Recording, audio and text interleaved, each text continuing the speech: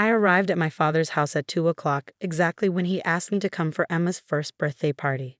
Emma was strapped in her car seat, wearing the little white dress I'd spent 3 weeks making, handsome lace at the collar, tiny pearl buttons down the back, soft cotton that wouldn't irritate her skin.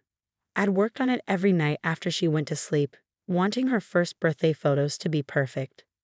My father opened the door, his smile bright but strained. "Jenna, right on time.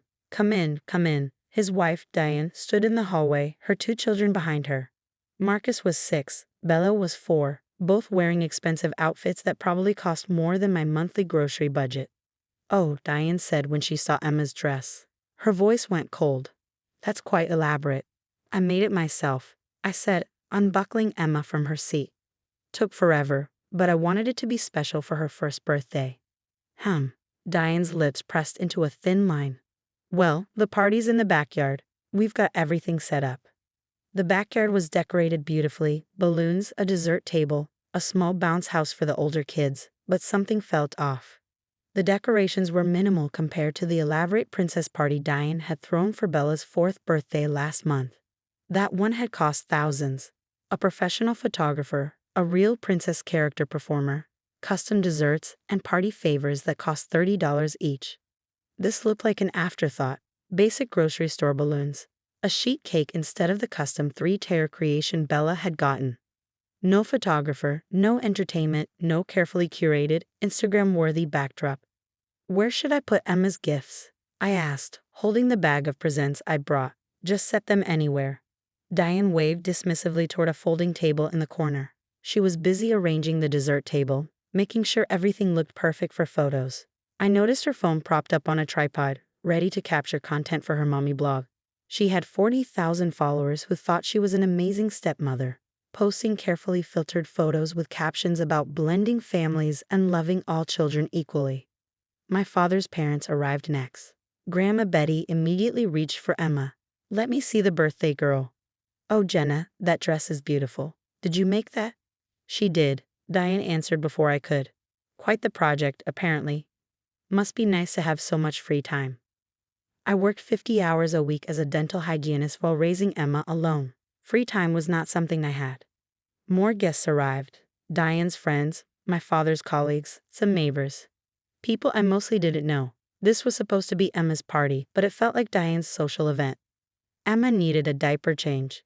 I took her inside and found the nursery they'd set up for when the kids visited. When I came back downstairs, I heard voices in the kitchen. "Did you see that dress Jenna put on the baby?" Diane's voice was loud enough to carry. "So over the top. She's trying to show off. Make my kids look bad." "It's just a dress," my father said quietly. "It's not just a dress. It's her constantly trying to compete with us. Her daughter gets nice things while she's struggling to pay rent. Where are her priorities?" I stood in the doorway, Emma on my hip, waiting to see if my father would defend me. He didn't. I walked back outside, my face burning. This was the pattern. Diane said cruel things, my father stayed silent, and I was expected to pretend everything was fine. The party continued. We sang happy birthday. Emma smashed her cake, getting it all over her beautiful dress. I didn't care. That's what first birthdays were for. "Bath time," Diane announced. "Can't have her staying in those dirty clothes. Let's get her cleaned up." She took Emma before I could respond, heading inside. I followed, uneasy about leaving my daughter alone with someone who clearly resented her existence. In the bathroom, Diane stripped off Emma's dress and started the bath. I helped wash Emma, keeping the interaction minimal. When we were done, I reached for the dress to rinse it out. Diane grabbed it first. "This is ruined. Cake everywhere. Probably can't even be saved." "It's fine. I'll wash it at home."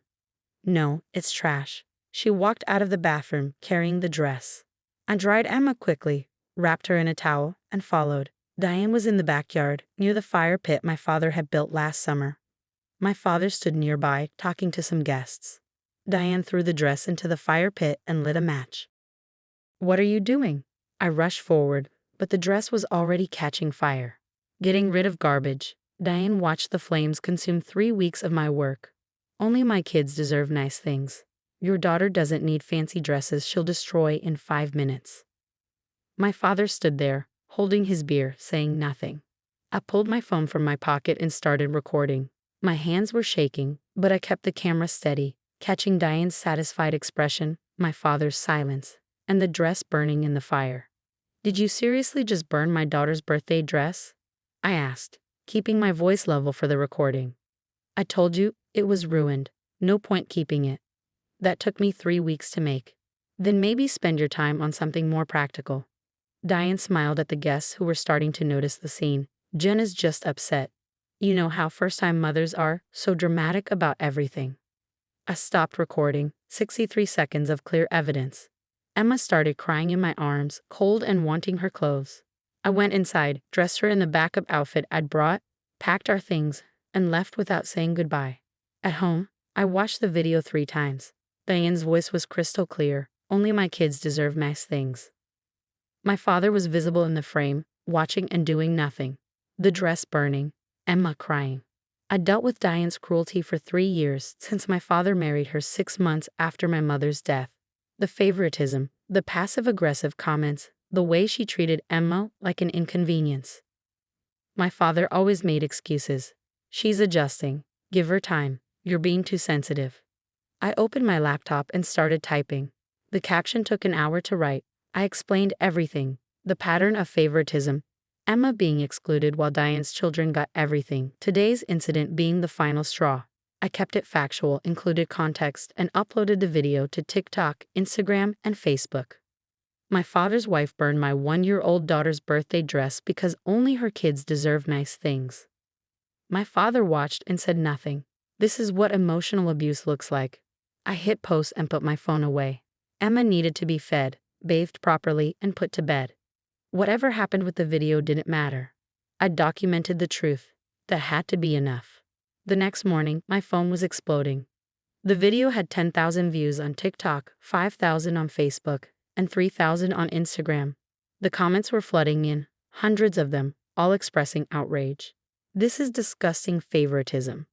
That poor baby. What kind of stepmother does this? The father is worse for standing there doing nothing. Someone call CPS." By noon, it had 50,000 views. A local parenting blogger with 200,000 followers had shared it. "This breaks my heart. The cruelty is unbelievable." By evening, it hit 500,000 views. My father called. I didn't answer. Diane called from my father's phone. I didn't answer. A reporter from our local news station sent me a message. "Would you be willing to discuss this incident on camera?" I ignored it all. Emma needed normalcy, not more chaos. The video kept spreading, accelerating beyond anything I could have imagined. 1 million views, 2 million, 5 million. The algorithm had picked it up, pushing it to people's feeds across the country. News articles started appearing in local papers, then regional outlets, then national publications. Viral video shows stepmother's cruelty towards stepdaughter's baby. Father's silent complicity sparks outrage. Birthday dress burning incident exposes family favoritism. Major parenting websites featured it. Morning talk shows discussed it. Psychology Today ran an analysis piece on favoritism in blended families, using the video as a case study. Parenting experts were interviewed on television. Child psychologists weighed in on the emotional abuse visible in the video. Therapists discussed the long-term impact of witnessed favoritism on children. Comment sections across platforms debated whether this warranted CPS involvement, whether the internet mob had gone too far, and whether public shaming was justified. 10 million views. People started recognizing my father and Diane in public. Someone posted a photo of them at the grocery store with the caption, "Birthday dress burners spotted." Their local Facebook community group erupted with discussions about whether they should be allowed at neighborhood events. My father showed up at my apartment on day 3, looking like he hadn't slept. Dark circles under his eyes, his shirt wrinkled, his usual composure completely shattered. I let him in because I needed to say everything to his face, everything I'd been holding back for 3 years. "You need to take the video down," he said immediately, his voice hoarse. "Diane's getting death threats. People are showing up at the house, yelling from the sidewalk. Someone threw rocks through our window last night. Marcus is scared to go to school. My business is getting 1-star reviews from people who saw the video. I've had to take down our website. Clients are canceling contracts left and right." "Good. Jenna, please. This has gotten completely out of control. This isn't what I wanted." "No, Dad. What got out of control was you marrying someone who hates your granddaughter and standing by while she abused her. The video just showed people what you've been allowing for 3 years, what you've been enabling, what you've been pretending wasn't happening. Diane didn't abuse anyone. She made a mistake. She burned Emma's birthday dress and said only her kids deserve nice things. You stood there and watched. That's not a mistake. That's cruelty. She was upset. The dress was already ruined. It could have been washed. She burned it to hurt me, to remind me that Emma will never be as important as Marcus and Bella. I kept my voice steady, and you let her. I didn't let her do anything. You did nothing. That's the same thing. I opened my laptop and showed him the video statistics. 15 million views now. This is what everyone else sees. A woman destroying a baby's birthday gift out of spite while the child's grandfather stands there in silence. His face went pale. My business is failing, Jenna. I've lost 8 clients this week. The church asked me to step down from the council. Our neighbors won't speak to us. Maybe you should have thought about that before you married someone who treats your granddaughter like garbage. Take down the video. No. I'm your father. Then act like Emma's grandfather. He left angry. I didn't care. The video continued spreading. 20 million views. Articles appeared in national publications. Diane's Instagram account, where she posted about her perfect family and amazing step-parenting skills, was flooded with comments linking to the video. She deleted everything and went private. My father's construction business website was bombarded with reviews. Would you hire someone who watches abuse happen and does nothing? And check out what kind of person owns this company. His rating dropped from 4.8 stars to 1.2. Other people started coming forward with their own experiences, emboldened by the video.